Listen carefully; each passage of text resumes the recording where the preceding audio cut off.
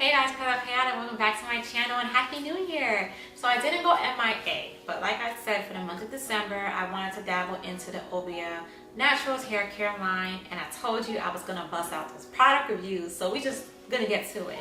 Today I'm going to be talking about their cleansers, and they currently have two on the market. So they have the Coconut Shea and the Neem Tea Tree Shampoo Bars. And they come in the form of a hand soap, or like a solid form. And in order for you to use this, is you lather it up in your hands, and that's how you create lather. Sis tip, or I think they say it on the back, they do. Cut it into small pieces. I cut about 6 to 8 cubes, and that conserve the product. You know, you're able to preserve it that way. I store them in a Ziploc bag or a plastic container and just take out a cube. 1 cube at a time.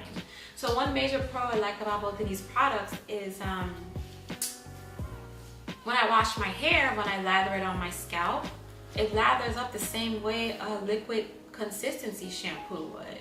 And then on top of that, when I wash my hair, it feels squeaky clean and it doesn't feel stripped. So in my opinion, that's all I look for whenever I am cleansing my hair. I don't have anything bad to say about the product.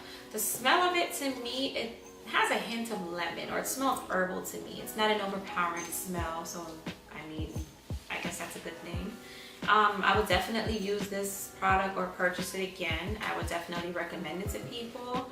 And that's all I really got for the shampoo bars. So definitely stay tuned for some other product reviews. And I'll see you guys next time. Bye.